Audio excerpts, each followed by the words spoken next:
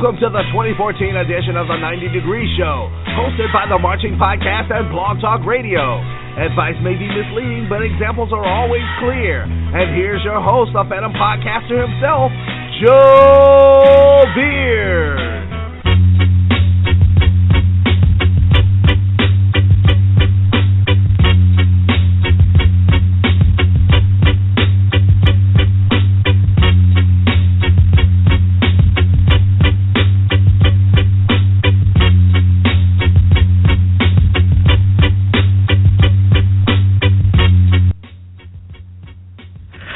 Good evening and welcome to the 90 Degree Show. This is your host, Joe Beard, and happy to be of service for you tonight.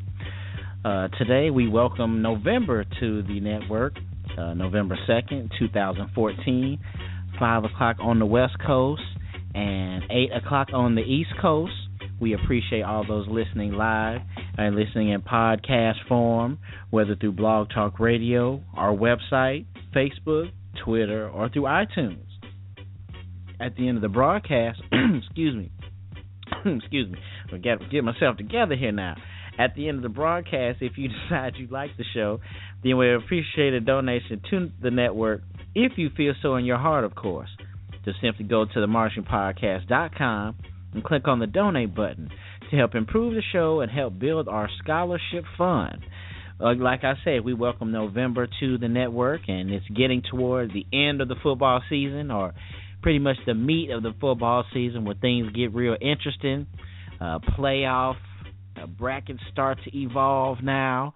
All of our little rivalries, blood rivalries or traditional rivalries, are starting to play themselves out. November is the month where the season comes to an end, and the manifestation and the combination of everything starts to happen, and everybody gets ready to go home or to go on some type of trip for the holiday. Then the last couple of classes and the last couple of weeks before finals, and everybody goes home. So tonight we are happy to talk about a lot of bands, mostly representing the East Coast tonight, and to hear about Rashad and his homecoming at Hampton.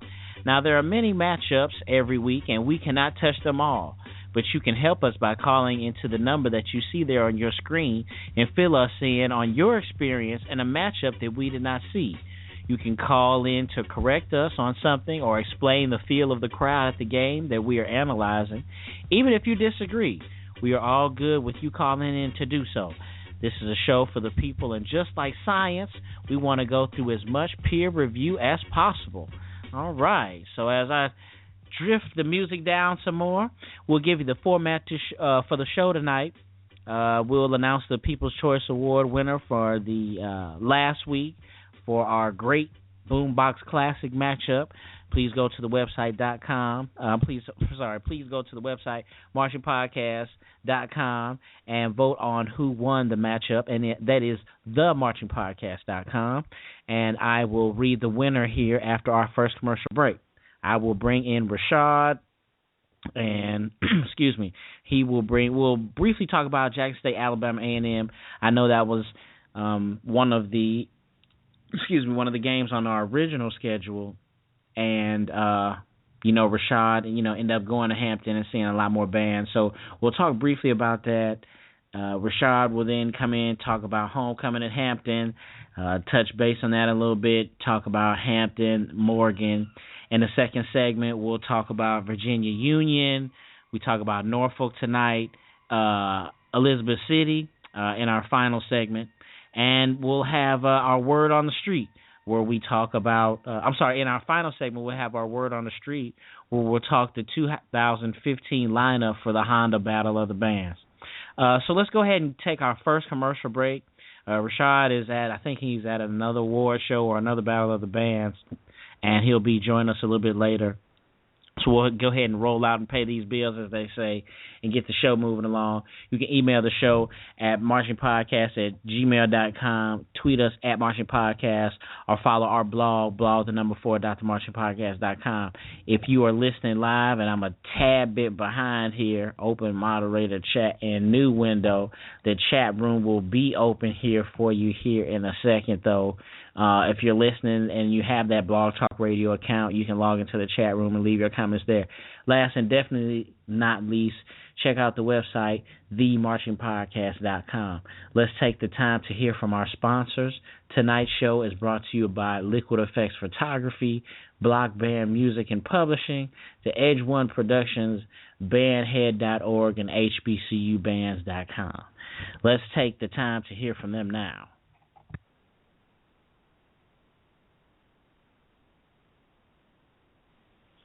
Hello, this is Brian Knowles, Associate Director of Bands at Miles College, and proud Tennessee State University grad, and proud Alabama State University grad.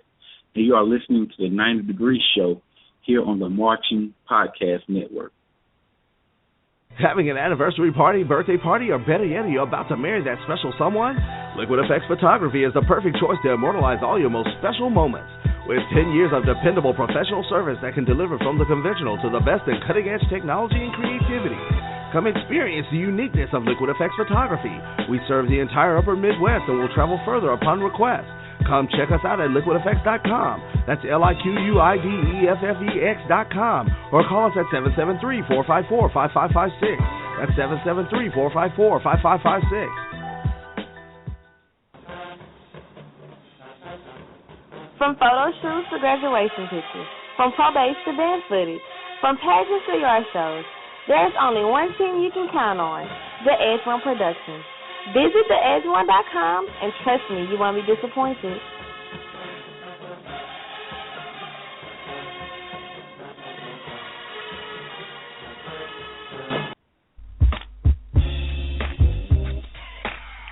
Need to write music and drill? Get it on the field. Outfit your band. Keep your administrator happy and still have a life.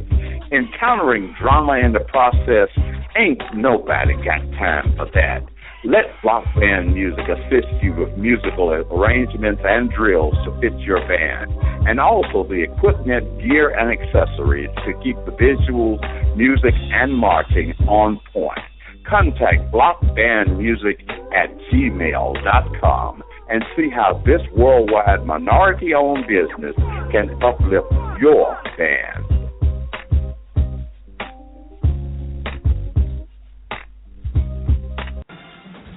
What if there was a Facebook for bands? Wait a minute, there is.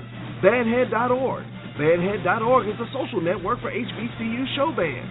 You can create your own profile and post videos, photos, and comments on bandhead.org. Need somewhere to post events, audition schedules, job postings? Check out bandhead.org. Are you recruiting for talent? Go to bandhead.org. Bandhead.org, a social network for bands. Hey, what's going on, y'all? This is D'Anthony Smokee, proud alum of the school where everybody is somebody, Grambling State University. And you're listening to the 90 Degree Show on the Marching Podcast Network.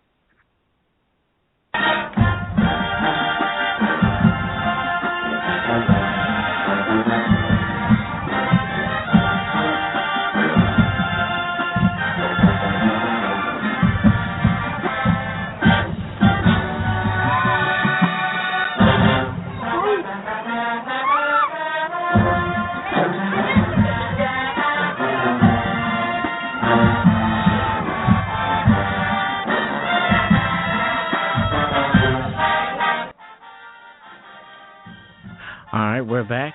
That is Hampton playing at the Battle of the Bay. I believe that was either last week or 2 weeks ago. I know we wanted to have the Battle of the Bay on our schedule, but the tape was not out in time.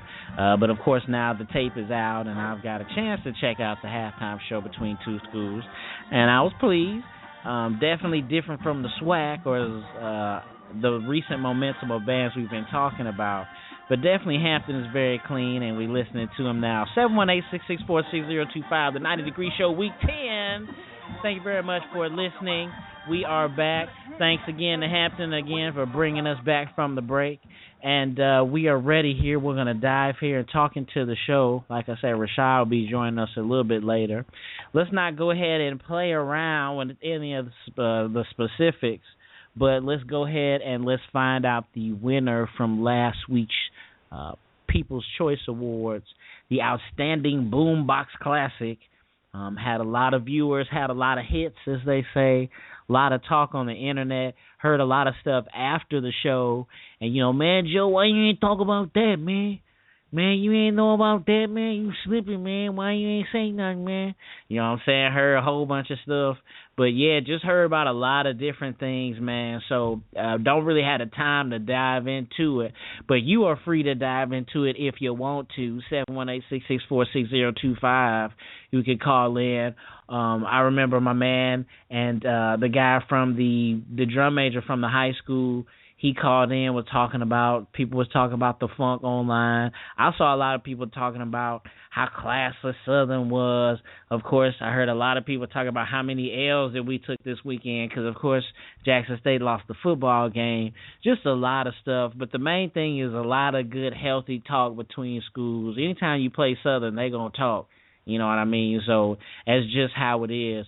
But let's go ahead and look at what the people said. Like you said, we always put it out on Twitter. Now we've been, putting our little hints out there on Facebook to the little groups we're a part of, letting them know about the voting going on throughout the week. But this week, of course, like we say, anytime you got Southern there involved, you got a lot of good, healthy responses, a lot of good feedback. So thanks to all the people for that. So without further ado, let's go ahead and roll into this, as we say, and find out the winner of the People's Choice Awards, Week 9, Southern Jackson State Boombox, #Boombox BOTB 2014, opening the voting polls here. A lot of voting this year. I believe this is the most voting that we've had. I believe here with this new app, we got this new little app here working on our website, and we'll be closing it. But with 71% of the vote, that's right, 71% of the vote, Southern University wins the 2014 People's Choice Awards. Winner, I'm like, man. But yes, 71% Southern got out there and voted. But definitely, man, the vote, like we said, it was for the entire weekend, the Battle of the Bands, the halftime show, the fifth quarter, the zero quarter, all in all. I felt that Southern may have got a little tired there towards the end, but it was very close to call. But shout out to all the people that got on and voted. Your participation is much appreciated. But yes, we'll go ahead and update there at our blog. Southern taps out Jackson State University there in the 2014 Battle of the Bands, the Boombox Classic. All right, so let's go ahead. We're moving on. Thanks to all the people in the chat room if you're there. I'll go ahead and talk a little bit about the matchup that I saw from this weekend. I saw Jackson State. Well, actually, I've seen a lot of the other bands that we talked about tonight. I talked to Rashad, and he was saying all the bands, that we put on the list tonight, or on our little trailer, if you want to call it, our little verbal trailer, if you want to call it. We put all the information out there. So I've seen all of the bands that we're going to talk about tonight. So, I'll be able to say my little piece in there here and there based on past performances. And I really wanted to check out that Battle of the Bay like I led on earlier tonight. We had that on the schedule but didn't have the tape out. So it was good to finally see that matchup and good to see that halftime show. And it's one thing that I love about doing this. It really forces me to see all the bands, all the CIAA, all the MEAC, all the SEAC. It just doesn't keep me in the SWAC or just following Jackson State every weekend or, the bands that we quote unquote would know or call. But yes, and then you see the range. We do have range here in our show style bands, as we call it. So definitely something to invest to and push behind. So I'll go ahead and talk about what I saw. Jackson State play Alabama State this weekend, and it was obviously the senior night. It was the last home performance for the Sonic Boom of the South, so it's kind of sad for all those seniors. I remember my last senior performance. I was not a senior. I did not march 4 years in the band. I was a transfer from Johnson C. Smith, so that was my fourth year in college, that third year. But yeah, so it was my 5th year when I finally got up out of undergrad. So, I didn't get the chance to stand out in front of the band. And the main thing that jumped out in front of me, just let me say, the band looks good. Jackson State, you guys look good, clean, the new uniforms or the different uniforms from when I was there, like that white on the breast. Somebody calling me here on the phone. I'm live doing the show. Hit me up on the show. But yeah, all of those things, it stood out to me. Blowing, the Dow Taylor era, they're doing pretty good with their precision. So, I give my hats off to them. The boom looks good, and they're deep. So, the thing, like I said, it was the seniors performance, and one thing that jumped out in front of me, that the seniors came out and the guys were like at attention, or basically they took the helmets off and they waved. But I remember when the seniors used to put their arms around each other and they used to kick, and then then they hit the pole. Now Wavy Dave is not there anymore, bless his heart, and he would always run into the goalpost on all our games. And then, of course, he became part of our band halftime show, talk about house and, talk about doing little stuff. We always had the little baby tigers out there doing something, and then they run and hit the post. But, yeah, the seniors did it, and I believe the class of 94 was the Crabs of 94, class 94, whatever you want to call it. I think they were the first class to jump in front of the pole, and then run back in their place. Of course, the band would play, It's So Hard to Say Goodbye, and then they'd hold not the last note, but they'd hold the note before the last phrase or whatever, and the seniors would hit the pole. That's not the case anymore, and, the seniors kind of just wave their hands. But other than just hitting the JSU and good precision, that was pretty much it, and that's really all that they needed. Alabama A&M, their big performance was last weekend, the Magic City Classic, and I don't know, they just look kind of tired.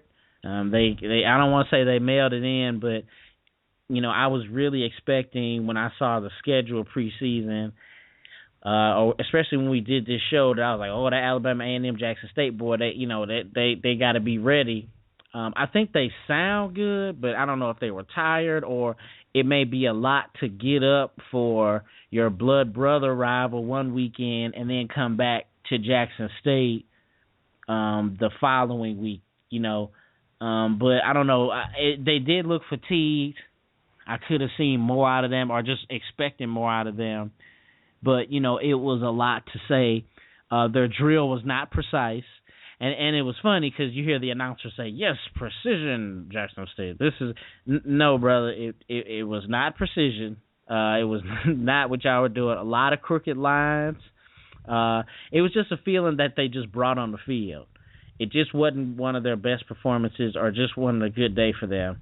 They sound good, and they've not added a whole lot of power from what they sounded like at the beginning of the year, but they still sound good.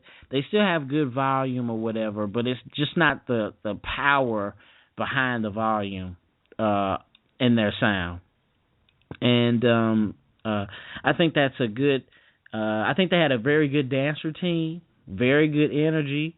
I don't think that they took command of the performance, though. I don't think they took the crowd per se.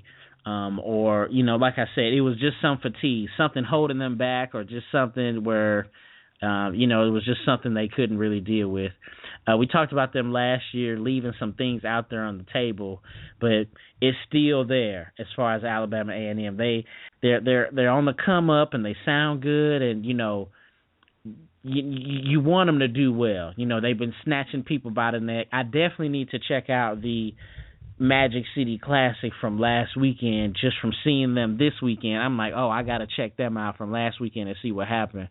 If you were there, or if anyone knows about the Magic City, please call in and break me down. Let me know, 718-664-6025. But, yeah, just not from what I always expect from them. What I expect from them now. I really like Alabama A&M, so I expect for them to come with the wickedness with the cleanness, so to speak. But yeah, just I think I gave it to the boom just from basic on the precision, and the drill was not all of that.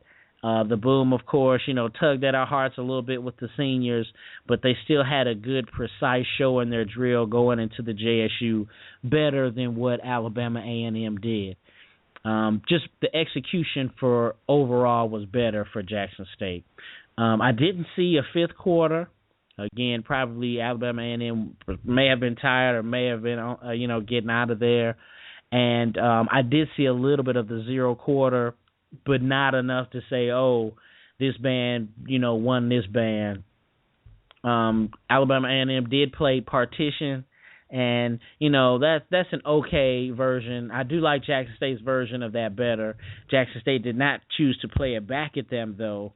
They played another song, like forceful, fearful-sounding song, and but still not enough to say, oh, Jackson State still took an L. They're louder, they're much more powerful, and they have much more numbers than Alabama A&M. So just by, the looks and just by intimidation, you would think that, Alabama might be out there for a long day. But still, they held their own from what we saw. And I'm sure that, if they had a fifth or long, it would have been, pretty decent, I believe. Alabama wouldn't stay I don't think they're not running from anybody. So, again, really good performance, though, from both schools. But I still gave the edge to the boom, though, again, mostly on precision and execution. All right. We've got that person from the 919 area code in here calling in. Let's see here. Rashad, is that you, man?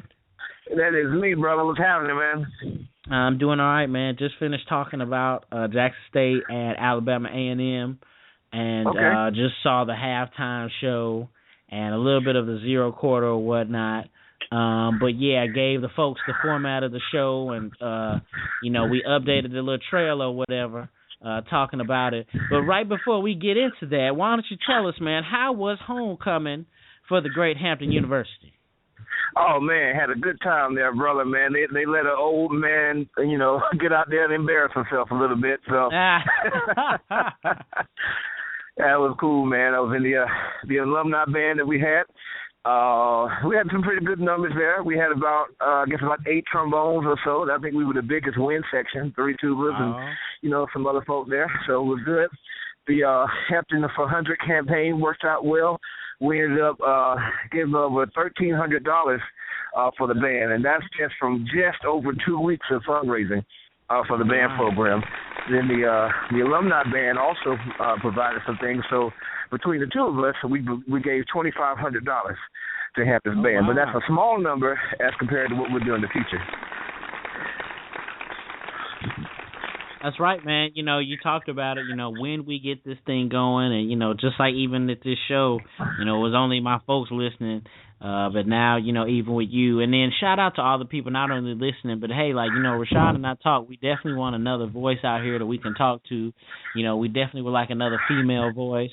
But anyone out, want to be a part of the show, you are definitely welcome here to call in and talk these bands with us, and we'll definitely let you know and hook you up with all the information, so we all good. But that's all good, man. You had a good time with the alumni band. What about seeing everybody? Did you touch base with all your peoples and everything? Oh, yes, sir, man. Definitely saw so many people there, man. And it's amazing how people, they do want to give back. All over the nation, you just got to talk to them, and you just got to provide a way for them to give back. We talked about that. I talked to some people also about coming together, not just for our specific bands, but also across the nation in one organization that can make a difference. For example, oh man, it's the good stuff. I hear band playing out here. I love it. Anyway, but like for example, when I get into the analysis, we'll get into the fact that it was one of the most boring games of all time. And some of that had to do with the fact that the MEAC has certain rules where it seems like you can't play ever. And so, there needs to be an organization in place to when the MEAC and these other conferences do dumb things like cut their own selves off at the neck. Because who wants to come to a football game to see our incredible football talent? Come on now. They're here for the environment that's at a black college game, and the band playing is a big part of that. There needs to be an organization in place to say, hey, no, we're not going to come to the game if you don't let the bands play. But anyway, you asked me about homecoming, so I had a chance to kind of talk to people about that and kind of put that in their ear a little bit too, so it was cool.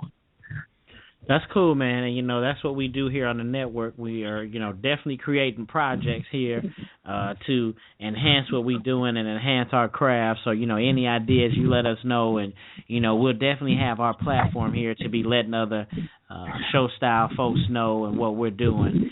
We're a family here, but like we said, this is still, peer review. We want to go through as much peer review as possible as, when we develop what we're doing. So that's outstanding, man. So as far as the bands go, I know that I got to check out Hampton at the Battle of the Bay. The halftime performance is now out there. How did you get a chance to check out the halftime show for Hampton and Morgan? Yes, sir. I saw both bands. Okay. Tell us how it was, man. Okay. Well, even starting out, 'cause I was there for the whole thing, man. Morgan is the best kept secret. I said that's the best. I said before that Everett Waters College is the best kept secret in show-style bands. I was wrong. Morgan State is the best kept secret in show-style bands.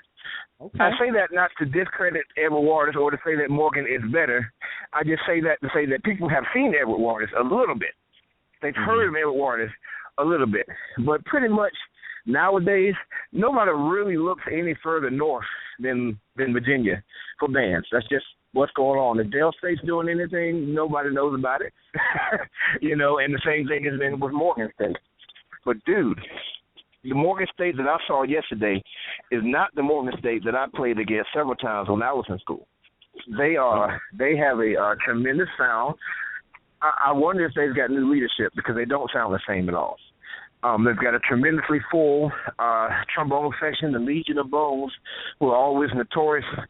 Good battle from Slide Force from Hampton back when I was in school. They've got a very strong trombone section there, but the trumpets are no weaklings.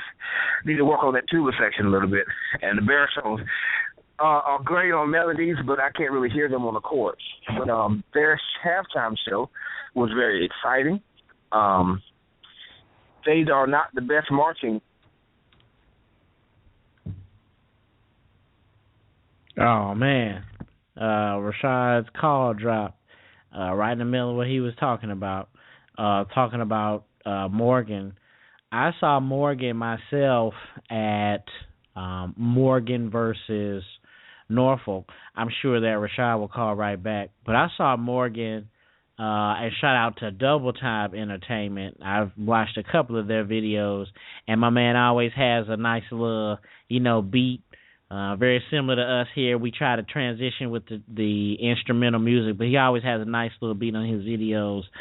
We saw Morgan against Norfolk State, and I was complimenting Rashad here. They sound good, and they look good. They have great spacing, and they play very well together. I'm a fan of the Morgan States, the Savannah States. Miles is getting kind of big now, but these bands understand spacing and playing well together. They do not lose your attention. Arrangements are good, and they have the great energy. And the video that I saw, they were marching pretty well. May have had a different take than what Rashad saw there at the beginning, or even there live, or maybe some of the pressure got to him hitting someone's homecoming. But I have to say, I love the drill that they did that I saw. They had these backward steps, very precise drills, mirroring on either sides of the field. So they had me, and just like you guys who listen to this show, you know me. If you bust out an outstanding or precise drill, you almost got the show. You like 65% for me, you know what I'm saying? So their transition into their dance formation, they have these exaggerated steps where it's like they dip all the way down and they dip out a whole, like, very exaggerated outward dip, like backwards on a pivot type of to the rear type of movement, and then they get back to the first count. But it really gives a visual effect, the color flash. They have capes They're blue and orange, and they have those orange capes, I believe. And when they're in those company lines, the entire line shifts in a particular direction, and the other line goes in the opposite direction. So, like, the piston visual effect there is just outstanding. But definitely reiterating Rashad, and definitely, hopefully, I'm sure he'll get back on the line with us. But just reiterating, they are definitely a best-kept secret. So we definitely want to give Morgan here some props here on the Marching Podcast Network. Morgan State also, there are alumni there. Jared Carter Sr., the owner and founder there of HBCU Digest, he went to Morgan there, and I know, he always talked about, I always seem to get Morgan and Bowie State confused, just like that over there, East Coast type of thing, but I always get them confused. But definitely Morgan, I love them. I love Morgan. I love the Savannah States, but those small school bands, and I think I can really feel it, especially because, I went to Smith myself. It's tough being in a small band. You grew up like me watching Jackson State, and you just always see numbers and just a choir of sound. But then when you actually out there in a college field, in your smaller programs, it means a lot when you actually see that type of product. So shout out to Morgan, shout out to your directors, shout out to all those small schools on the East Coast doing well with spacing and sounding real good, sounding good together. That quality definitely goes unnoticed. It's outstanding to see, and it's just a lovely thing to see. We got Rashad back on the line here. Rashad, I actually picked up a little bit talking about Morgan. I'm just saying, I'm just piggyback on what you're saying, just talking about how good they were and what I saw, and just how pleased I was with Morgan. Yeah, I decided to take a quick commercial break real fast, so my bad. I understand here, man. Lost power cool. On the phone, so I'll actually be calling you. I'll actually be calling in a second from another phone as well. So when I call in on that one, I'll just switch over to that one. But, That's what's up. We got. Let me get this. Let me take this caller here right quick. We got someone from the 804 area code, that Virginia area code, I believe. Caller, what's your name and where are you calling from tonight? How we doing? My name is Bernard Bradley, band director at Kings Fork High School in Southern Virginia. Oh man, what's going on, man? Bernard, you calling to get that money, aren't you? Yeah.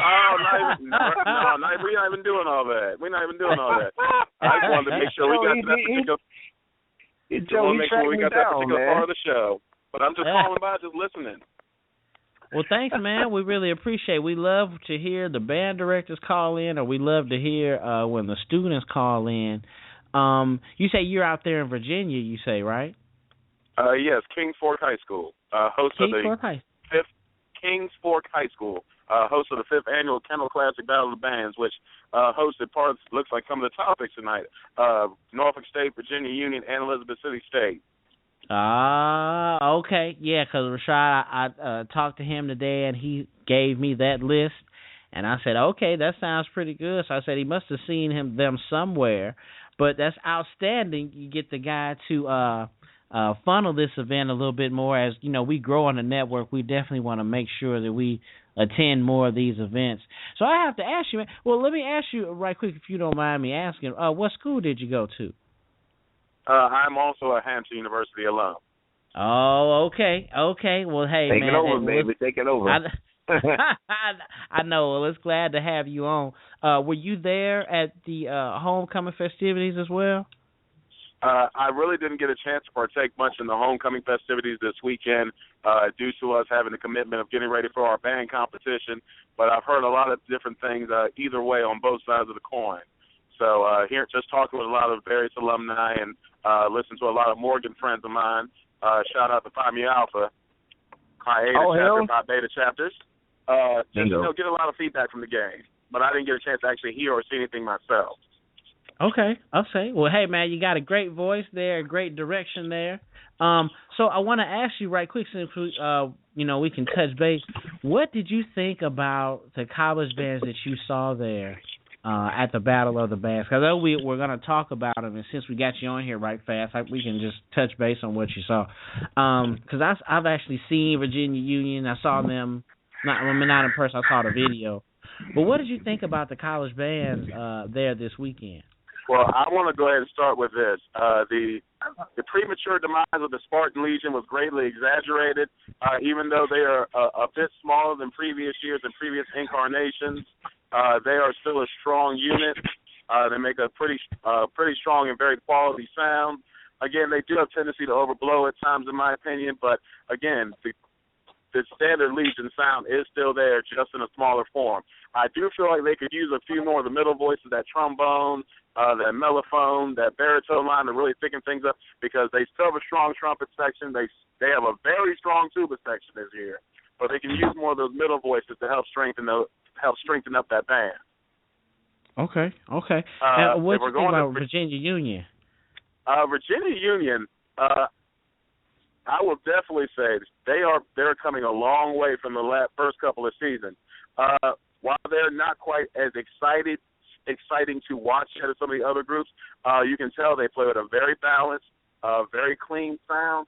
And once that group really starts kicking off, I really think we're going to really enjoy the product for years to come. But they're starting off clean, and like I said, they're going to add more excitement once the years go by. But like I said, they're going to be something to watch out for. Yeah, one thing for me, I was going to say one thing for me that jumped about Virginia Union is those colors, that gray, those uniforms. You know, I really like that color gray and those uniforms. So I know they definitely, hey, you know, like you say, they may be starting from something, but definitely you look a certain way, you look good. You know what I'm saying? I know they start out with that. So what you think about Elizabeth City? Yeah, I mean, they look good from what I saw. What you think about Elizabeth City? Because I know we talked about them before on the network. Oh, yes, Elizabeth City State University. Ms. Brock, she's actually come by quite a few times to audition some of my students.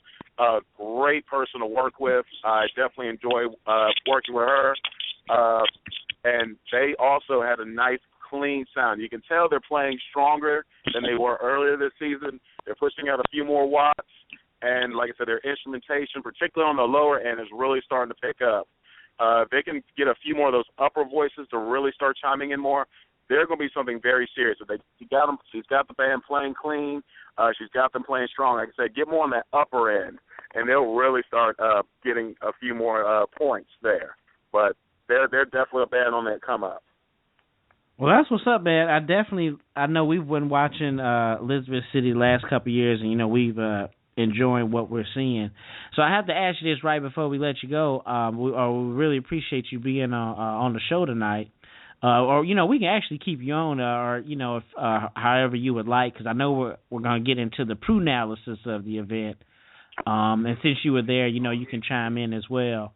But what do you think, who do you think out of all those college bands was the most impressive to you? I will say, based off what they've been through this particular season, I'm going to have to give Norfolk State a nod, only because of a lot of the issues that happened early in the season, you know, the change in directors, things like that. Shout out to their staff. They're holding things together, and they're doing a good job of what they have.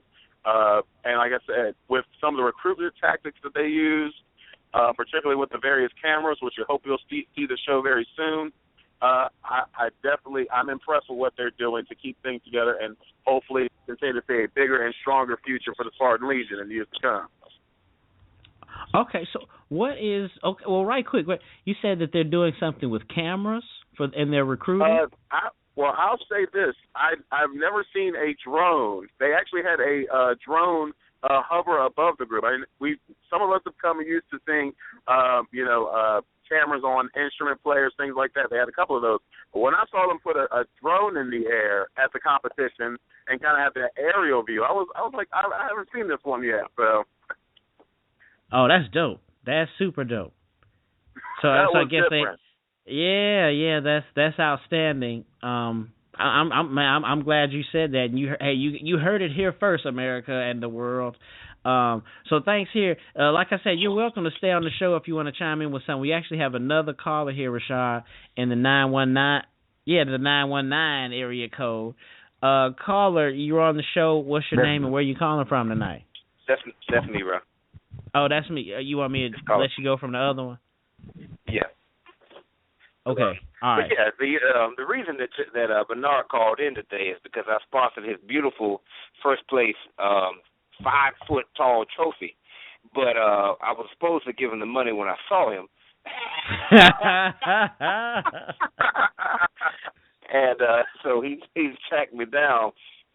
He also paid for my meal at the competition, so he was definitely like, yeah, I'm calling into the show tonight. I know where Rashad is. Hey, we're good, man. We're good, Fred. I know you're good people, so we're good, man. I got to check me in the mail on Monday, bro. Oh, boy. Well, go ahead. Well, yeah, I was going to say, man, I was going to go ahead and let you take back over. We'll roll back to Hampton and, we talk about Morgan. You say Morgan, you left off saying Morgan was the best-kept secret. Yeah, so they are definitely not a band that you want to just not prepare for at all because they have an exciting show. They have a really good sound, very powerful sound. Being in the alumni band, we actually sit on the opposite side of Hampton's current band. So we were actually on the same side that Morgan State was on. Oh, okay. And but we could still hear them very, very well several times when they were cranking up. At least at the beginning of the game. And once again, that trombone section was really the main source of that sound that you kept hearing over there. As far as on the field is concerned, like I was saying, when my phone decided to take a break, they're not the best marching. You're not going to see Jackson State on the field when it comes to the marching. That's something that definitely needs to spend a lot of time on, working on those turns, working on the marching style and things like that. And once again, like I said, it was just something with the baritones. I don't know if it's with the arranging or what, but it's like you get this really strong kind of trombone sound, and the baritones are on it as well in the melody. But when it comes to chords, the chords are not full. It's like it's like right in that second trombone, first trombone, that's real strong, but right towards the bottom, it's not like that. We talked about that kind of a little bit with FAMU last year. And so but I don't think it's a weakness like I had in FAMU. It may just be with the arranging. I don't know. Tuba section needs to bring it out a little bit more. Definitely, as we were on the same side as them, we could hear the trombones, but the tuba section, we really couldn't hear them that much. Percussion section, for all you percussionists out there, watch out for Morgan State. They've got 8 bass drums. They've got every single size of bass drum that they make. And they are, I mean, those cats can play, man. That's the, if I'm not mistaken, that's the hit squad over there. And I was impressed. I kept asking people, like, when did that happen? Because once again, when I was in school, but Joe, I think that, me and you, as we get older, we kind of forget that, I started, as of next year, I would have started at Hampton 20 years ago. So maybe some of the things that happened 20 years ago are not relevant anymore. Wow, that is 20 years for us, huh? Man, I didn't even realize. I looked at the calendar. Wow. You're getting younger every year, though, so that's cool. Oh. That's right. Wow, that crept up on me a little bit. Yeah, dude, 20 years crept up on you. Telling on the ages, everybody. What'd you say? Everybody? I said, telling on the ages, everybody. One other thing, Joe, you'll be happy about this. Morgan, I didn't know this either. Morgan is also doing the hybrid style. So they are also doing some things in order to make sure that the instruments are facing the front. Mm-hmm. Yeah, I really enjoy that. I was telling right when you got disconnected that I really liked them. I saw them against Norfolk State, and they had really good spacing, and they play together. And that's what I was saying. They remind me of the Savannah States and what Miles kind of Miles is getting kind of big, but what Miles kind of remind me of. But yeah, I really like how those small bands are able to come up with that product, So what did you think about Hampton? Hampton, okay. Hampton, so that I can still come back to homecoming next year. There's some things as far as blend is concerned that is not really coming through. some bands, how should I say, as they are going throughout the years, they may change their identity a little bit. But it seems that how Hampton is approaching their sound is still the same as it's been, since years ago. But they're just not hitting that same sound as they have in the past. And I think blend is really a major thing. You hear a lot of people trying to play their part individually instead of playing together as a section. This is something in particular I mentioned this with the North Carolina versus Virginia Battle of Bands that happened earlier, where the mellophones are really, really just really trying to overcompensate. There's only two of them, but they don't have to do what they're doing. They don't have to push so hard. They don't have to, because what ends up happening, there's no instrument in the whole band that can sync your entire band like a mellophone. Right.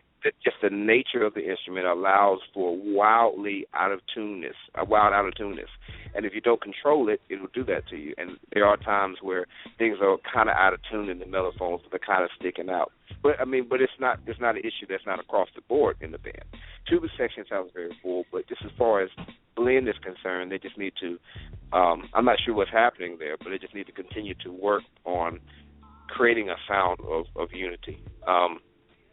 There are also a couple things as far as like the direction of the sound. Even Shay was there with me, and she pointed out she said I don't like the sound going all over the place, because they were, as far as making some of those turns at different times, and the sound was going this way, or some, like in a squad, one person was going one way and three other people were going the other way, and then two and then three.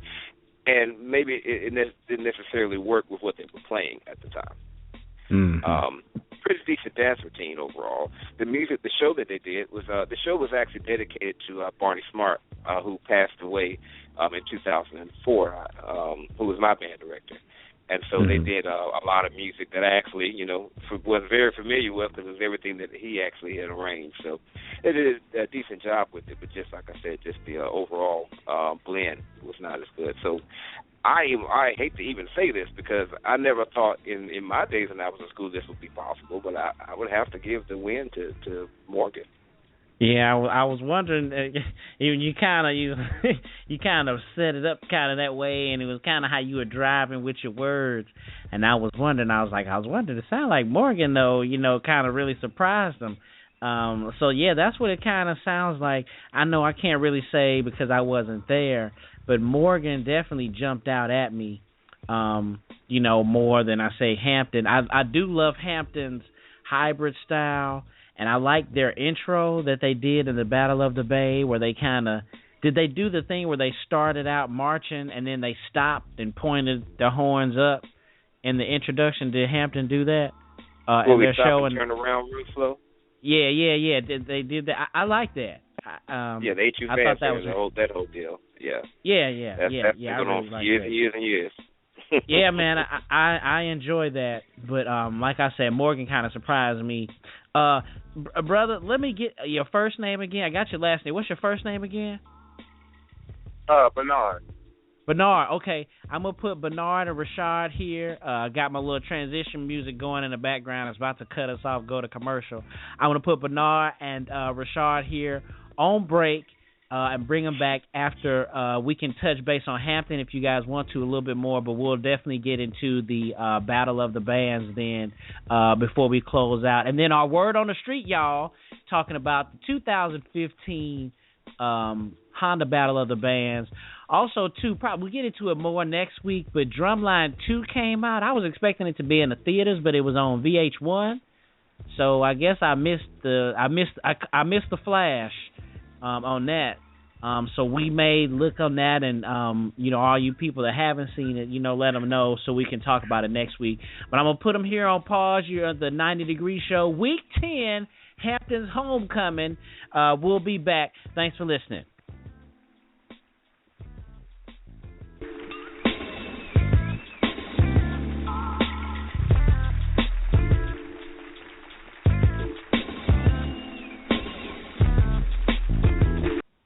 Hello, this is Brenda Henty, teacher at Emmanuel Lutheran School in Olivet, Missouri, and proud graduate of Concordia University, Chicago, Illinois, 1987.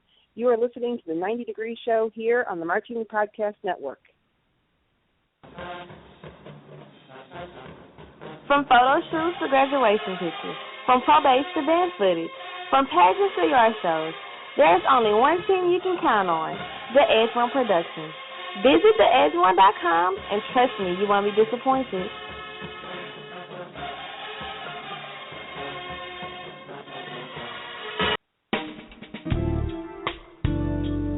Band directors, have you ever found yourselves in this situation? Showtime is quickly approaching. Your budget is quickly disappearing. Your music choices are narrowing. The equipment condition is wearing and your stress level is mounting. Stop what you're doing and contact Block Band Music and find out how we've got you. Check www.blockbandmusic.com, providing music, equipment, gear, and accessories to show style, core style, and traditional bands worldwide.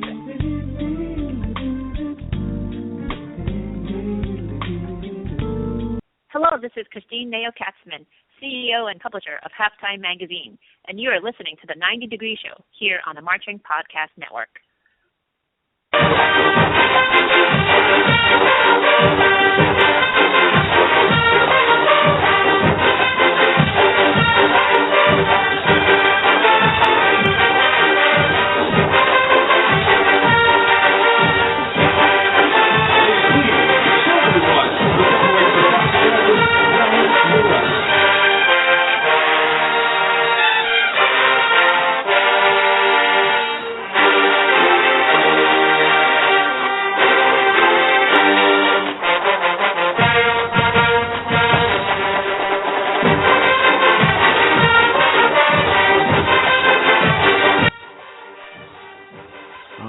We're back. You're listening to Morgan State against Norfolk State. Bring Bernard and Rashad back in here. But yeah, Morgan State surprised us all. I really enjoyed their performance here. 718-664-6025. You're welcome to call in. Thanks to all the people in the chat room. Shout out to you, Tyrone. What's going on? Tyrone is chilling in the chat room from the 8 to 5 guys, the awesome 8 to 5 guys. Check them out, marching8to5.com. And we are talking Hampton's homecoming.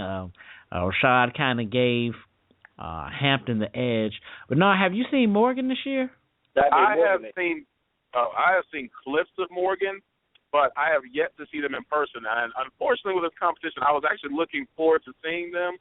But I've heard a lot of positive comments. And like Rashad had said earlier, at least I've seen the clips I've seen. Yes, the marching, you can tell it's a lot of youth in the group, and the marching is not their strongest aspect. But their sound, their quality is definitely on the come-up. They like to play clean, and they do a good job with it. Yes, they can address their balance more, especially getting those lower voices, that baritone, that second bone part. They have third trombone parts. They could use more of those to help thicken up the sound. Maybe bring the first down just a tad and get a little bit more tuba. But, again, Morgan is definitely coming through and surprising a lot of folks. That's pretty cool. That's pretty cool. You always like to hear, like I say, we always like to hear about the Morgans and those schools that we don't hear traditionally a lot about. So, Rashad, I'll go ahead and kind of let the two of you guys kind of talk about the Battle of the Bands. Right fast for me, I saw Norfolk. I saw a couple of tapes of them this year. And one thing that jumps out to me, and it's similar to Hampton, is that erect style. You know, y'all are like straight up, like at attention, straight up and down, 90 degrees, and you march the same way, that stiffness, and you keep that stiffness all the way throughout. And I noticed like that strict stance, but definitely the sound, you know, not a lot of the mature sound. And I know that they look good. I mean, like I say, they're uniform, and I think that, you know, they keep their band together. And those black drum heads, those are dope. I really like that. But, you know, I don't think they sound as good as Morgan does, or like, you know, like they have individual parts or people that stick out here and there. But, yeah, just not what I was really expecting. And then Virginia Union, like Bernard said, you know, they're on a come up, but definitely I know that they're like developing program. I think in '96 when I was at Smith, we played Virginia Union, and it was like 12 people on the field.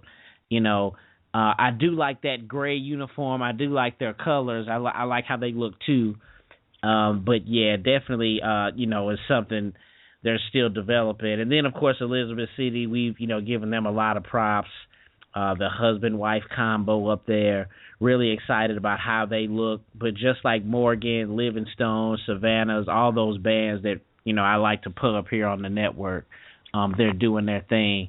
So we heard Bernard. His analysis of those bands. Rashad, I'll go ahead and give it to you. And again, like as you guys, recap the event, feel free to go ahead and, talk, as you guys are able to, make us relive the event, so to speak. So I give you the floor, Rashad. Okay. Oh, I came in just break. I think you said I gave Hampton the edge, but it was Morgan that I gave the edge. Morgan, right. My bad, Morgan. No. All right. So, if you wanted to help me relive the event, well, Norfolk thought that they were doing an exhibition, or perhaps an exposition. Bernard actually had to come and cut him off. That was funny. Oh yes.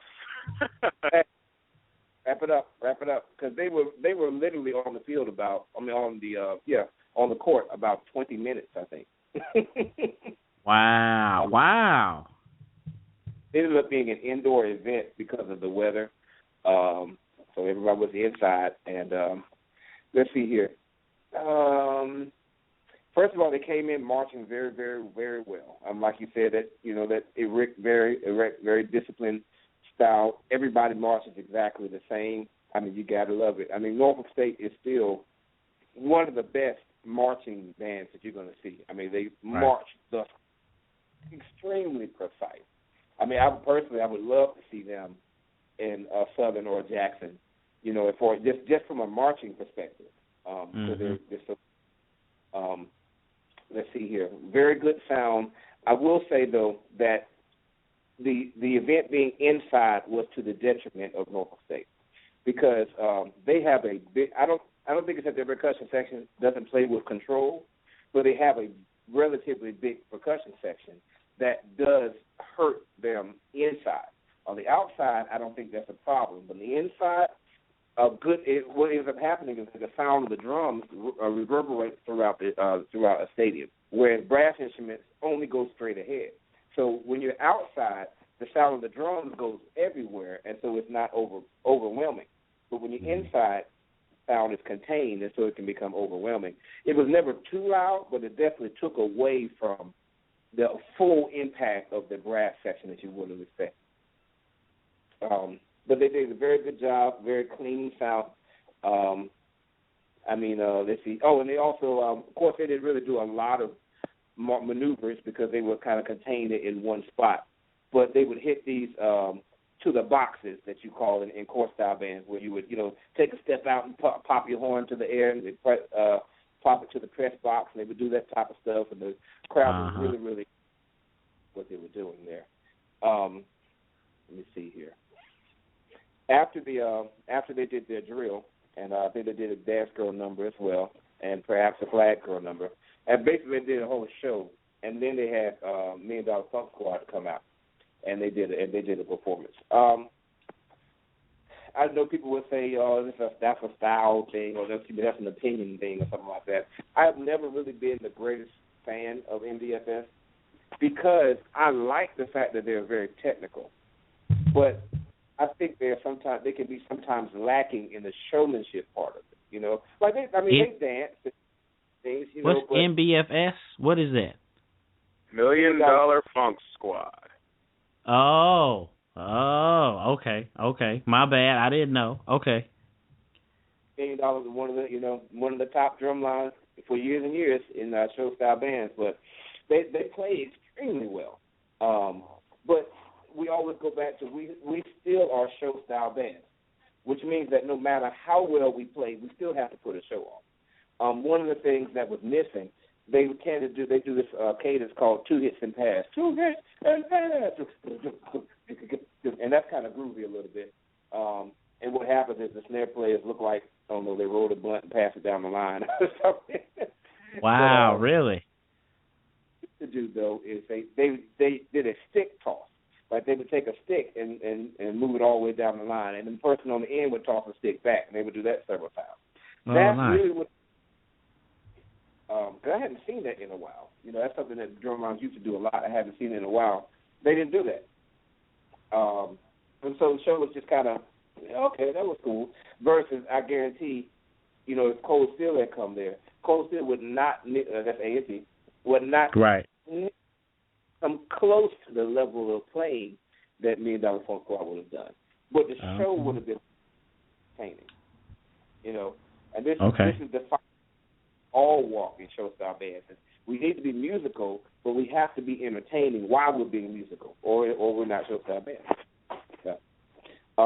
After that, they brought the tuba section out, and tuba section, very round sound, very full sound. Really enjoyed that. I think it's about 8 of them, and wow, they sounded good. They even, and they marched out from either corner of the stadium playing Debo.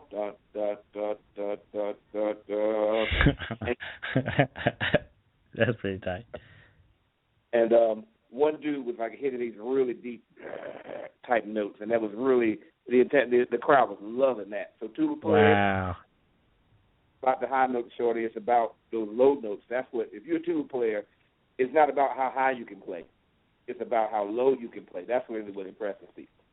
But they played a couple little short things, and then they did How do you know how you say the name of this song?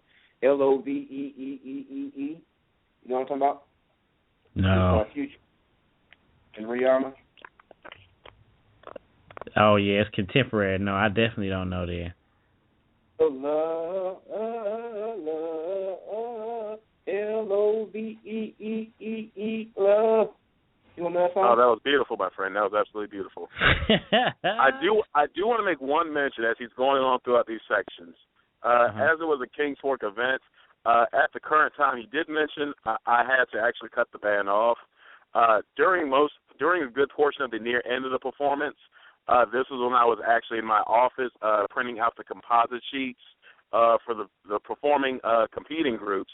So that's probably why I didn't get a chance to get to them earlier, because 20 minutes on the floor, that was closer to 25-30 at that point. Wow. But I was busy printing composite sheets, which is why I didn't get to them until a bit later throughout their show. Yeah, we definitely have to make sure that, the colleges don't take the shine away from these high school events. This is now kind of another story now, of another college being on the field for longer than they should have. We definitely need to let the high school kids do their performance. That's why they're there. We already know that, Miles, or, we already understand that Virginia Union or some of these other bands are doing their thing. We can see it on YouTube. We even talk about it on this show. But the high school bands is, what they're there for. They want to show you, their performance. So let's definitely think about that. Let's spread the word, y'all, as we think about that here. Rashad, go ahead, man. So do you go into the next band, or where were you in the analysis? The tuba thing, that Lovey that they played was beautiful. Oh yeah, okay, man. yeah. Girls in the audience were singing, and it was a beautiful sound, nice thick rich chords from the tuba. I thought the arrangement was a little dull because it was only background tubas playing chords and the main guy playing keys, and more with that, maybe verse or something. But then they went to the euphoniums, and that they. Yeah, you kind of going in and out. Yeah, you kind of going in and out a little bit. That's not me. It's somebody getting in their car or something, so it's cutting me, it's drowning me out. I apologize. I was getting out of my car. I apologize. He was Wendy's real quick. But let me see here. The next they brought the euphoniums out, And they really could have saved that because euphonium fanfares, let's just put this on record. Euphonium fanfares are never good. Like trombone fanfares are beautiful. Tubas, trumpets, they're great. Mellophones and baritones just don't. I mean, they just went,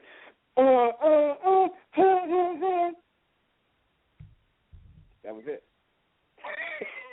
Wow. And they did two just to show how loud they were, and it's like, dog, like, just go away. Don't do that. But then after that, Bernard had to, lay smack down real quick, and so that was it. We didn't get the chance to hear trombones or anybody else. So, but that was Norfolk. Again, great job, and I really look forward to what they're going to do. I agree completely with Bernard. Trumpet section is very, very strong, and they're lacking, particularly in trombones right now. They need more trombone sound to balance that trumpet sound, because that trumpet sound is just, they've got some beast in those trumpets, man, I'm telling you. Just as far as power, not even with screaming, just power. I mean, you can watch those guys. They're just forcing the air through those horns, man. So they've got some good players. Now on to Virginia Union. Yes. So you see Virginia Union come on the field, you notice, once again, you can see immediately the difference between Virginia Union and Norfolk State. I mean, they look good coming on, but it's hard to look as good as Norfolk State marching on the field. I mean, the distinction is clear right then. However, I will give the advantage for Virginia Union was, again, with the percussion section. With them having a smaller band but also a smaller percussion section, you didn't notice the percussion section drowning out the band or taking away from the sound of the band. The band, every single person in the band, you could hear them versus kind of that sound competing with another instrument. I really, really enjoyed them. Once again, full disclosure, they ended up doing about half of their stuff was from block band. So let me put that out there. But that doesn't mean it's good. Trust me. It doesn't mean you still got to play it. The most interesting thing they did All I Do, arrangement of All I Do by Stevie Wonder, which I think we did. They changed it a little bit if they did. I couldn't recognize it immediately because the mellophones are not that strong. There's some important things that go on there.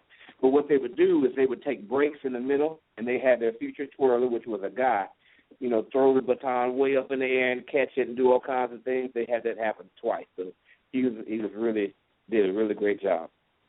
From there, later on, they went into conga, which is our arrangement.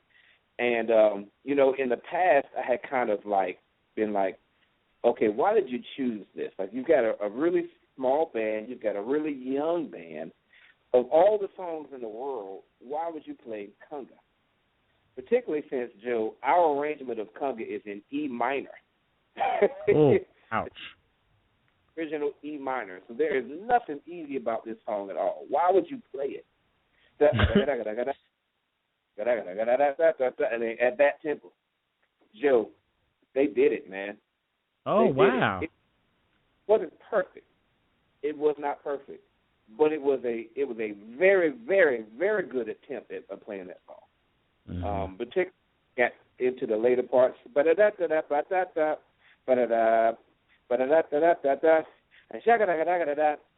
type of stuff, like in the middle part of the song, they were killing it, Joe. I was very, very impressed.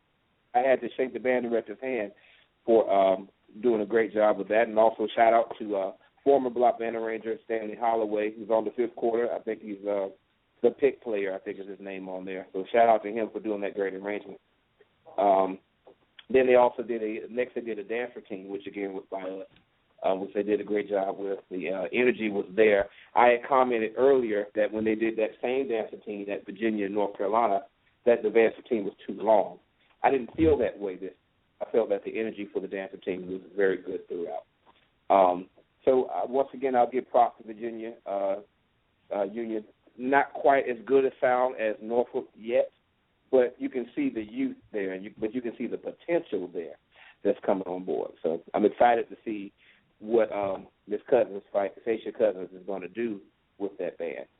Just the FYI, Facia Cousins, before she took over Virginia Union, was the band director at Thomas Jefferson High School, who her last year there was the second place band at Nationals. Wow. 2011. So they've got a powerhouse in that seat there to do something. That's what's up. So tell us about Elizabeth City, and then we'll go to our last commercial break, and then we'll talk about we'll talk about Word on the Street and our 2015 Honda Battle of the Bands lineup. Okay. Elizabeth City. So two things are happening there, Joe. I've talked a lot about with Elizabeth City and their consistency, that they'll be powerful here, and then powerful here. That didn't seem to be an issue at all. It was just power. Oh, wow. Now, let me clarify that, though, realizing that they didn't really do a drill because, once again, they're inside. So there was never a situation where people are turning in different directions. They're basically facing straight ahead the entire time. So that may have been a non-issue there. Now, here's another thing, commenting on the whole thing about small bands. I really appreciate you for having me be on the show because you are making me watch a lot of different bands. And before, and I'm sure I'm not the only one that's like this, but I tend to like the bands that I know and dislike the bands that I don't. Yeah. Go about your band, or if your band is small, there's no way possible that you could have the best drum majors in the country. It's just not possible. Exactly. You know what I mean? Or fam. But, dude, I'm learning so much by doing this and watching states. I will say, and I hope that this gets back to them, they have some of the best drum majors I've seen. I mean, the stuff that they were doing, man, they were just tight. They were very uniform. And I've seen a lot of drum majors, but they were just doing some really creative moves. I thought that everything that it really complemented the show. The only thing that they broke into the dance routine, they were doing something completely different than the rest of the band at the beginning of the dance routine, which I really don't think helped the dance routine. The band's doing one thing, you're doing something completely else. It's kind of like Gremlin dancing and they have their dancers up there doing something different. Right.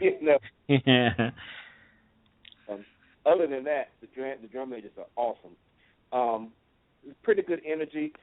Elizabeth City State, though, and I said this before, they have now crossed the line. So before, a couple of years back, it was about they were a soft band, and every now and then you hear something.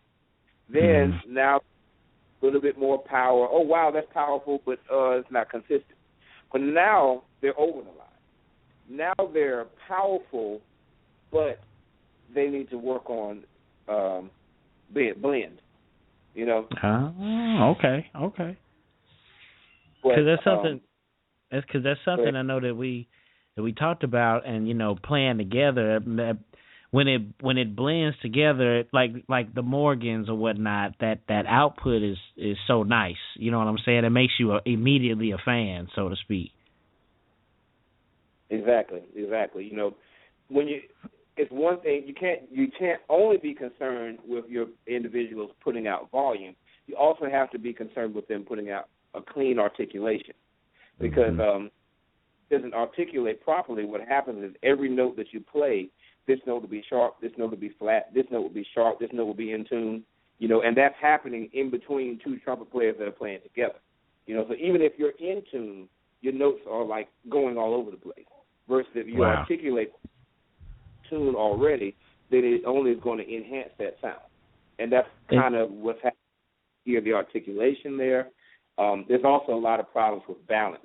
Like there's a lot of times where, let's say, the low brass will take over the melody, and the low brass section is pretty powerful.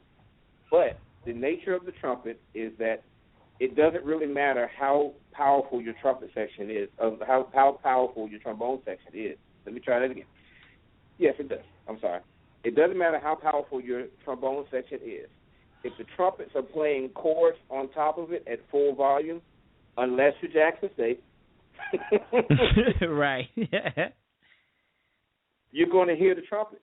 That's just it. Your ear is going to go for the trumpet. And there were some occasions in there where the low brass, the trombones and baritones would have that melody, and they were playing it pretty powerfully for it to come through, but the trumpets were still playing at a volume that was in the way, instead of getting out of the way and allow that low brass sound to come through.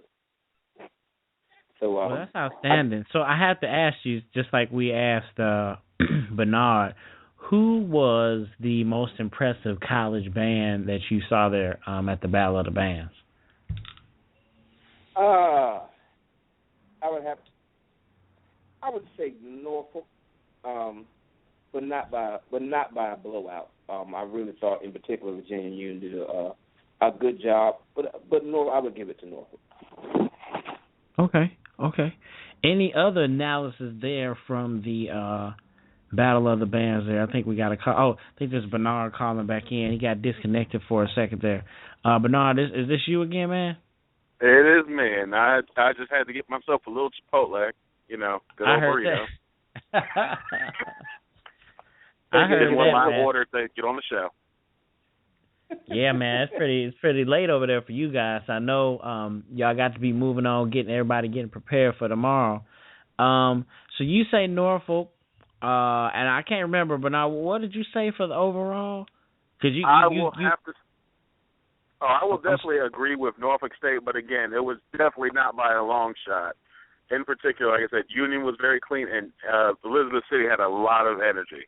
And I got to give a shout-out to those particular programs being run by strong female band directors. So great jobs for Union and Elizabeth City on that front. Yeah, that's actually, I have to definitely give you props on that. We were just talking about that last week. We definitely need to get more of a female voice on the network. I know we got Chrissy's voice on there, and then I know Christine from Halftime Magazine, she's been pretty cool about stuff. I asked her to send her too. So we definitely need to get more of a female representation here on the network. 718-664-6025. We're wrapping up here in our second segment right before we go to our word on the street. But definitely it sounds like a overall really, really, really nice event. Now, is this an annual event, or are you guys going to be doing this next year? Yes, this was actually the 5th annual Kennel Classic Battle of the Bands. This is the first time we actually had 3 collegiate groups perform, but we typically have had at least 1 or 2, and somewhere between 10 to 12 high school bands that participate. This is the second one under my watch as the band director. And I just got to give a shout-out to the grand champion of the event, Greenfield County High School from Emporia, Virginia. Shout-out to the G-Force. Great job again. Definitely one of the best-sounding high-stepping groups, and good luck for them at the National High-Step event this week, along with IC Norfolk, who also participated in the event. Okay, that's what's up, man. We sure appreciate that. We'll definitely be getting contact with you, Rashad. Definitely make sure that we get the information so we can do our Chopping It Up episode. And next year we try to at least get more commentary from the event, or even see if we can get the Marching Podcast to help out. I know that we definitely here at the network want to get the High Steppers competition out here in California. That's kind of like my goal. I want to transplant or do a complete copy and paste over here in California with that event. So I think the more people that we know and get in contact with here, that'll come true. But we sure appreciate you being on the show with us tonight. You're welcome to stay here with us when we go to our last segment here. We go to the commercial break. I'll put you guys on hold before our transition music goes out. You're listening to Week 10 here on the 90 Degree Show. We're going to be back with our last segment here on Word on the Street before we sign out for the night. So as they say, keep it locked.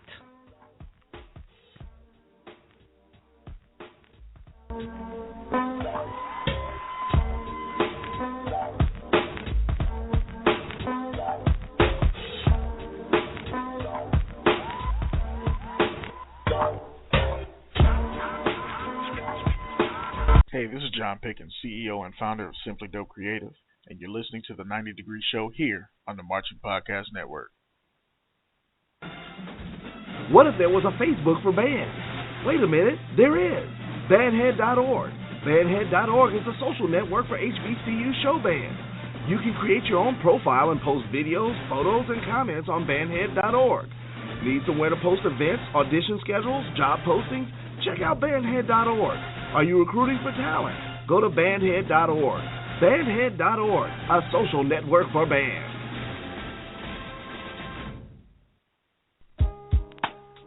Chopping It Up is a podcast of one-on-one interviews with positive role models that have a connection through music and or education. Chopping It Up is all about inspiring our youth for a great future and providing a roadmap on how to get there. We also chop it up to give insight to anyone looking for information or hope in their endeavors. Chop it up with us on Tuesday at 9 p.m. Eastern at blogtalkradio.com/marchingpodcast. Chopping It Up, changing the world through positive interaction.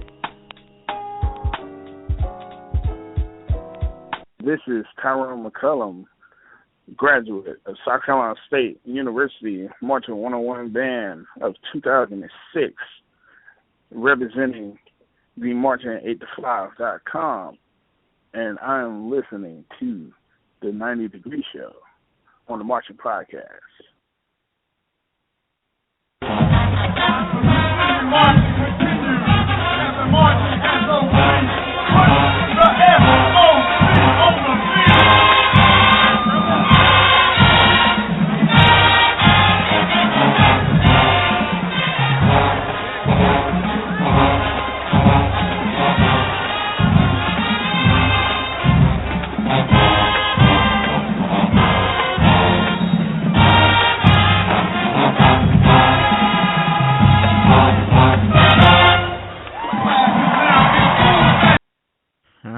Back a little bit of Elizabeth City there, one of their halftime shows this year.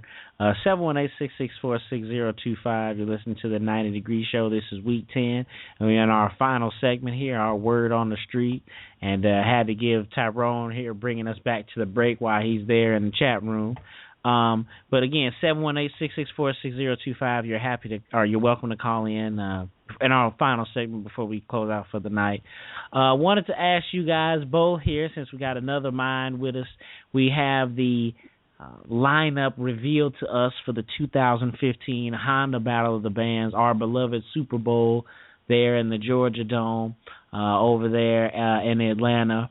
The lineup, for all the people who do not know, it would be Jackson State, Southern University, Talladega College, North Carolina A&T, Alabama State, Tennessee State, Howard University, and Bethune-Cookman University. I am excited, and a lot of people are pleased with that lineup. You have a lot of the storied, kind of talked about, hot, more recent contemporary on top kind of bands right now. Everybody's matching up, and it should be a pretty good matchup there. I asked you, Bernard, since you a guest on the network tonight, what do you think about the 8 schools that are going to be represented in the Honda this year? First of all, I'm just going to easily put this one out. This has to be the best lineup Honda has had in recent memory. I am definitely looking forward to all the performances. I am going to say this, though. I'm not going to here, and I'm not going to bash Howard like a lot of people have, because they've been the one thing that some people have had a lot of question marks with. Yes, they've had some trying times throughout the years and moments, but I will also say, particularly in the year 2010, Howard had a really nice sound, and I expect them to be prepared, and I expect them to have a good show for that event. So I'm asking people, do not sleep on Howard for this event. Everyone else, I pretty much know what's going to happen in a lot of these cases. Minus Talladega, it will be interesting to see if they can actually put together an actual field show, a full field performance. And I know there's a lot of people looking forward to see the answer to that question. I have to go back to the Battle of the Bands that happened at the beginning of this year. Talladega, basically, in my opinion, just kind of had a few moments where it almost was like the stands on the field. They were just calling out songs and playing. So it will be interesting to see if they will put together a full show for Honda. That's what I'm waiting for. So those two particular groups. Everyone else, I've seen them before, and I'm looking forward to seeing them again. But those two, I'm most interested to see their shows. Okay, Rashad, what do you think, man? What do you think about the lineup? In agreement with Bernard there, definitely the best lineup. I mean, so far. I mean, if I had to personally choose which bands would be at the Honda, my list would almost exactly look like that. I'm not sure I would have had Alabama State on it, but that's not any knocks in Alabama State. They're a fantastic band. I probably would have chosen, like a lot of people, I probably would have switched out Howard with Edward Waters. I think would have been a better choice. But I'm just kind of happy that Hampton wasn't chosen this year, because seriously, I would hate to be going through the stuff that Howard is going through right now. You know what I mean? Like, yeah. You're like, oh man, we made it to Honda, and you go on the field to see what people are saying about it, and there's a whole topic about the fact of why what a gut buster. But I like the rest of the world, I'm just kind of shocked because we just did the show about Howard, and we talked on the tinniness and the just not being in tuneness. So you know, I hope as far as Bernard's comment is concerned, I hope that they will prepare and get that back together. I mean, just get in tune. And I think they may do very well. Who knows? As far as Talladega is concerned, Talladega is the one band that deserves to go but doesn't deserve to go. And I think that people can resonate with that. You know, from the standpoint of doing a show, yes, it's like, do they really deserve to go from that standpoint? But from the standpoint of being one of the most talked about bands in the country right now, absolutely they deserve. If you're talking about bringing people to the Dome, Talladega is definitely one of those bands that band heads want to see because everybody's been talking about them. But the question is it going to go down on the field or is it going to go down in the back? And I don't even know that that's going to happen because Honda's been so strict. But who knows? The rest of the bands, my God, Tennessee State, A&T, Bethune-Cookman, Alabama State, Jackson State, and Southern, I mean, my Lord. Any one of those bands pretty much, could possibly walk away with it, just depending on what they do. I mean, any one of them could, so it's fantastic to see Southern back in the house after I think they went 1 year years ago and just have never decided to come back, particularly under the leadership they have right now. Right. I haven't Southern band as good as the band that they have right now. They sound incredible. Unfortunately, Southern is not going to have the opportunity to do the best thing. Their best stuff is in the stands. Although they are a great marching band, their best stuff is in the stands. And, of course, that's not going to matter at Honda. So it's going to be up to them to produce a show that's not only clean but also interesting. And, of course, the other thing is the nature of the Honda is going to take away their halftime score as well. So that's going to, Right. But know that you were excited and have already given the Jackson State the win because I'm sure they're going to make a box. Yes. And, it's both sides, and so therefore they should deserve to win. Yes. It's going to be like I'm tripped out there. They're going to make a outstanding kaleidoscope. It's going to be an Atlanta Falcon, and then it's going to turn into the Atlanta Hawk, and then it's going to turn into the little hockey team, the Wild or whatever they got. It's just going to keep turning. It's just going to be an unbelievable display, like you looking at a little wheel. But I'm excited because what'd you say, man? I said, no, you're talking about Southern. Jackson is going to go for one box.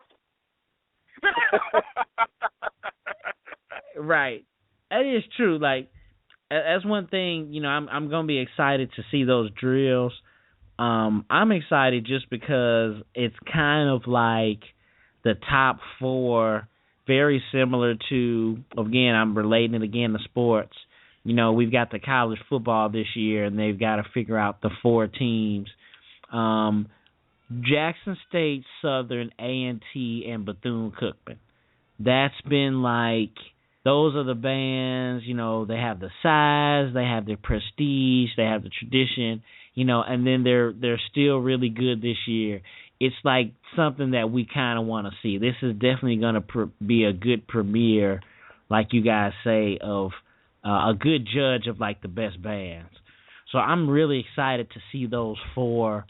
Howard, I mean, like you said, like y'all already put it out there about what folks have been saying about Howard. But yeah, we just were talking about how different they were compared to Florida A&M. So with that, and then who knows if it's a money thing where you're gonna get so many tickets because of Howard, or because you're gonna get so much of a finance because of Howard. I mean, I don't know. But I mean, just same thing, kind of similar. They had Morehouse there, I think, last year. Morehouse has a decent band too, but still, you'd be surprised. You'd be like, oh, Morehouse is there. So it's all good. Bama State still definitely, like we said, I guess it's kind of those things, the all-star snubs, who should be there, who shouldn't be there. That kind of rolls into my next question. I asked you first, Bernard. Was there a school that you wish that was there, or your school that you would rather to see? And you don't have to take out one of the schools that's there, but if you could add a school, what school would you add? I'm going to have to echo Rashad's on Edward Waters. I really enjoy their sound. Shout out to the fact I'm a woodwind guy, saxophone guy. They actually decided to add a few woodwinds in the mix. But they play very strong. They play very clean. They don't try to overdo it for their size, and I enjoy their shows. I've never been too keen on the large dance girl thing, but everything else about their presentation I enjoy. What about you, Rashad? Would you put Edward Waters too? Yeah, Edward Waters, and the other band that I would like to see would be Atlanta A&T, because band that sounds like they're playing in a band that can do a dance routine, and then after the middle of the dance routine, while landing on the ground, play a run without putting their instruments to their mouth. Shout out to Drumline and New Beat. I'm excited. I got to check this out. I have to look on my DVR to find it. I was so expecting it to be like national, like it was with Nick Cannon. But somebody's like, oh man, it came out. I saw Christy. Shout out to Christy. On the fifth quarter, or not on the fifth quarter, but I have her on Facebook, Christy Walker, our beloved Christy Walker. She's saying that she saw the movie twice, and I didn't read her entire post because it was right before we got on the air, but basically from the gist of it I got is that, folks are super, super hating on it, and they don't really need to. I want to get into it more next week, because I want to see it before I be critical, because you know me, I say something stupid or ignorant or whatever. But I definitely want to put this on the till for next week to talk about. But I do have one more question for you guys. No, there are no CIAA schools, and I saw that this was another topic there on the 5th about that. Should there be a CIAA schools, or should there be, and I know this is another similar topic with the sports joint, should it be like the best of each conference, or should it be like 4 invitationals, I guess 4 non-conference or at-large bids, and 4 from each conference, like the best from the SEAC, the best from the MEAC, best from the CIAA, best from the SWAC. But no, I'll start with you, man. What do you think should each conference be represented every year? In my opinion, personally, I don't even think the conferences should really matter in the first place. I really do think we need to see the absolute best in bands, particularly for the top 4, maybe 5 or 6 slots. But I do think there needs to be room for exposure to different programs out there that may be top quality but may not have the presence. We should be able to include those programs. But I don't think the conferences should really matter. We definitely need to see the best. And maybe, like I said, those surprises like those Edward Waters out there, like the years, particularly some of the stronger Virginia State groups out there. There needs to be some surprises in there. But conference should not matter, in my opinion. Okay. Rashad, what do you think, man? I'm glad Bernard just mentioned Virginia State because other than Atlanta A&T, that would have been another band I really wanted to see. But this time it's actually serious because Virginia State, like at the North Carolina Virginia battle, Virginia State was the best sounding band there. So I hate that they're not there. But I think a good combination would work. Maybe they could do it if they feel like Honda's just going to keep going on and on and on. Maybe a good 4-year pattern where for maybe 3 years they select the top bands in each conference. And then on the fourth year, then they just go for whoever is the best band each time. Because I love the whoever is the best band thing that they're doing now. And I'm pretty sure that their attendance is going to be higher than ever. At least as far as band heads are concerned, everybody's talking about it and so many people want to go, versus people saying, yeah, maybe I'm not sure. Right.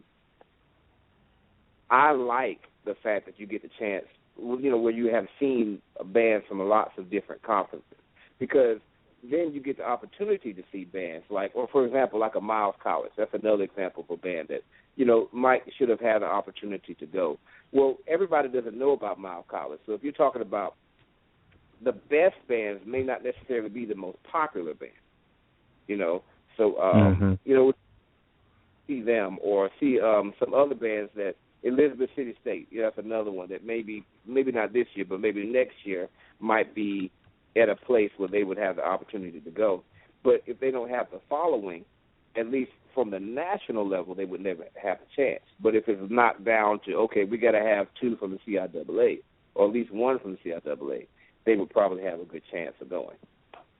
Right. I would like, with that, a lot of those bands that are picked this year, I like to point out, at least what I think, a lot of those bands, particularly North Carolina A&T, Talladega with all the presence they're doing, Southern Jackson, these are bands that are very social media heavy. They get a lot of play with recordings, a lot of views on their videos. So they're going to have the presence and the following because they put themselves and promote themselves with technology these days. And a lot of these other schools, and there are some schools we've talked about here on this podcast tonight, could benefit from more social media, some more video presence. But basically, Norfolk State's going to be in it next year, right, with the drone. And the hey, you never know what's going to happen these days.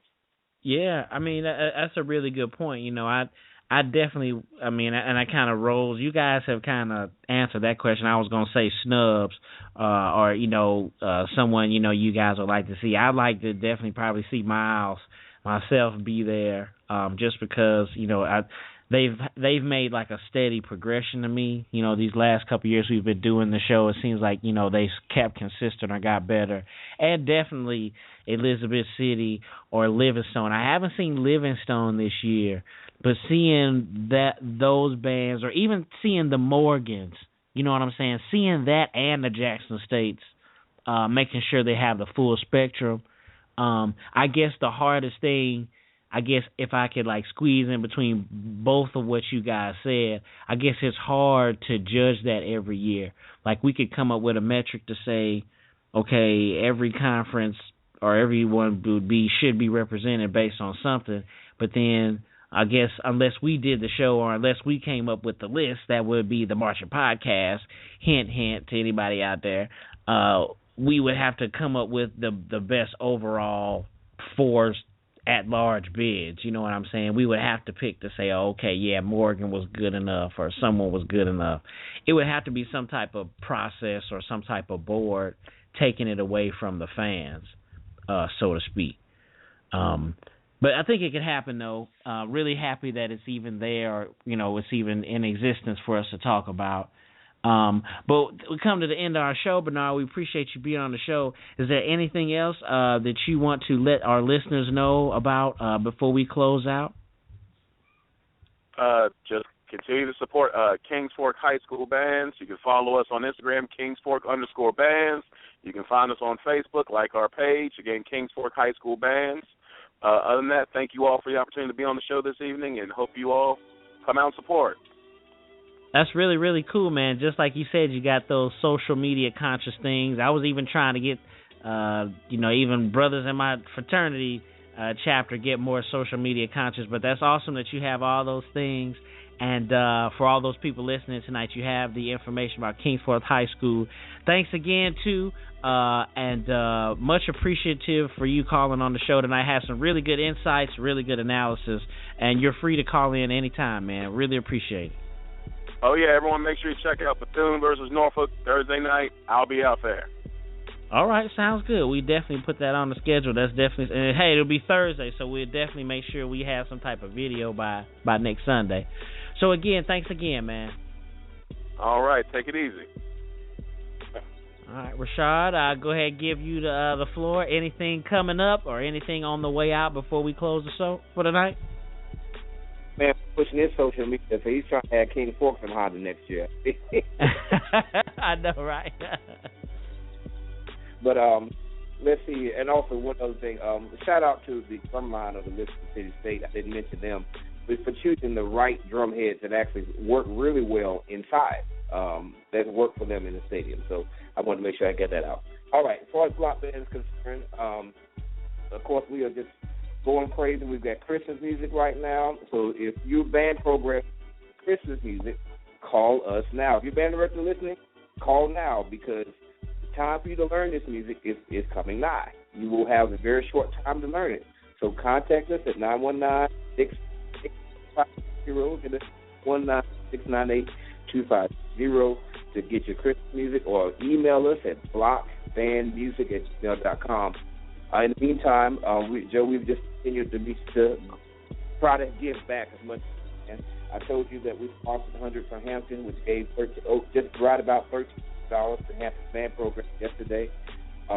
We sponsored the Grand Championship Trophy at the North Carolina Show Style Band Directors Association State Championship today, Durham, North Carolina, which is about a third of the North Carolina competing. And the trophy went again to 71st High School, just like it did at the 8th band. So, you know, I just 5 trophies and give them to him. To James Davis. Let me see here. So we got that. We will be in Nationals this coming weekend in Atlanta to sponsor the first place trophy there. 71st will not be there, so I'll have the chance to give the trophy to someone else. That's cool. But we're just excited, man. We're continuing to put things out there and give back as much as we can for all these incredible band programs. That's outstanding, Rashad. Love what you do. Love Block Band Music and Publishing, man. I'll holler at you this week. We definitely want to do the ladies edition of the show soon. We definitely got a good one coming up because we have not done Bethune this year. And I think, as he said, Bethune and Norfolk, we should definitely see what's good with that next week. We check out the schedule, blog 4.themarchingpodcast.com for whatever we have scheduled there. We'll definitely make amends to that. But have a good week, Brother Rashad, and I'll holler at you, man. Okay. All right, guys, and thank you so much for the folks in the chat room. Shout out to you, Tyrone. I see you out there. Appreciate it. Much love to Marching 8 to 5. You guys check out marching8to5.com for great HBCU band show style videos. That's all the time for you we have tonight. Oh, you know what? If you are interested in becoming a sponsor or a patron to the Marching Podcast, please contact the show and we'll give you the criteria so we can start to pub your business using our platform. We'll play your commercial, we'll post your website on our blog, and we'll help you send out your information through social media. So contact us so we can help build your business. That's all we have for the show tonight. You're free to call in and chat with us at any time throughout the week on Twitter or Facebook, or hit up our website and contact us. Thank you for all of your love and support. The show is doing well, and it's all because of you, and we'll continue to make those augmentations for a better show in the future.